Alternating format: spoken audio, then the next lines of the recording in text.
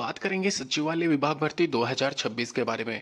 अगर आपने भी इस वैकेंसी के लिए आवेदन अभी तक स्टार्ट नहीं किया है तो मैं आपको क्लियर कर दूं, ये वैकेंसी यहाँ पे 2026 में निकली हुई है। अगर आप भी यहाँ पे आवेदन करने के इच्छुक है, सरकारी नौकरी पाना चाहते हो और वो भी यहाँ पे 3 से 4 महीने के अंदर अंदर ज्वाइनिंग लेना चाहते हैं, तो ये वैकेंसी मोस्ट सूटेबल आपके लिए रहने वाली है। कॉम्पिटिशन वाइज देखा जाए, कट ऑफ वाइज देखा जाए, या फिर अगर मैं बात करूँ नियर बाई पोस्टिंग के बारे में, तो यहाँ पे ये वैकेंसी आप सभी के लिए बेस्ट है। स्पेशली महिलाओं के लिए, अगर आपके घर परिवार में या नियर बाई कोई भी महिला सदस्य है तो उनको ये एप्लीकेशन फॉर्म जरूर अप्लाई करवाना है। यहाँ पे मैं बात कर रहा हूँ सचिवालय विभाग यानी कि सेक्रेटरीट डिपार्टमेंट में यहाँ पे ये वैकेंसी निकली हुई है। और यह वैकेंसी क्लर्क, सुपरवाइजर और ऑफिसर स्केल के पदों पे यहाँ पे निकली हुई है। ध्यान रखें, इसके रिगार्डिंग 1 महीने पहले यहाँ पे इंफॉर्मेशन जारी की गई थी, शॉर्ट नोटिफिकेशन भी रिलीज किया गया था। उसके बाद में यहाँ पे कहीं ना कहीं ये जो आवेदन है इसके फाइनली स्टार्ट होने जा रहे हैं 16 अगस्त 2026 से। तो अगर आप यहाँ पे न्यू कैंडिडेट है, फ्रेशर्स हैं, रिसेंट में अगर आपने 10th-12th करा है, तो यहाँ पे 9200 पदों पे आप यहाँ पे सचिवालय विभाग में निकली हुई ये वैकेंसी, फ्रेश वैकेंसी के लिए आवेदन कर सकते हो। इसमें अगर मैं क्लियर बताऊं तो क्लर्क ग्रेड सेकेंड के 3200 के करीब पद है।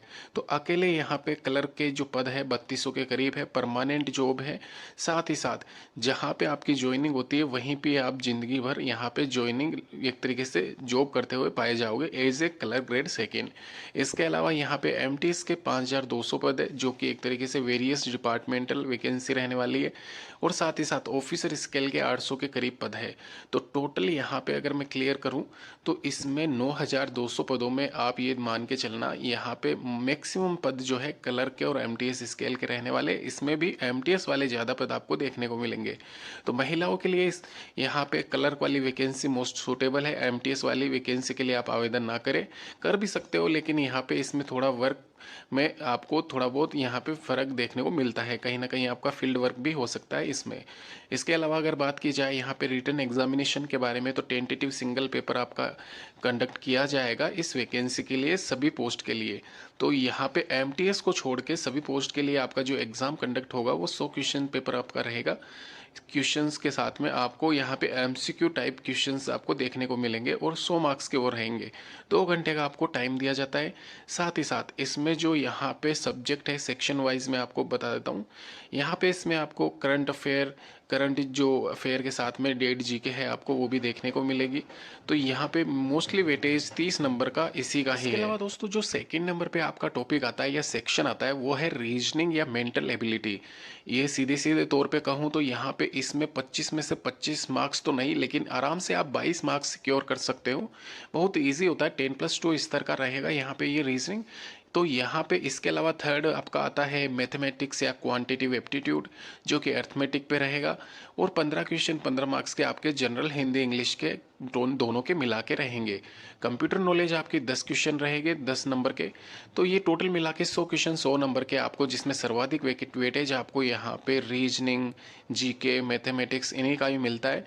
तो कहीं ना कहीं मिक्स्ड रूप है ये। एक तरीके से आप आराम से 60 से 65 के बीच में अगर सिक्योर कर लेते हो इस पेपर में, तो general category as a male candidate आप यहाँ पे कट ऑफ क्लियर कर सकते हो।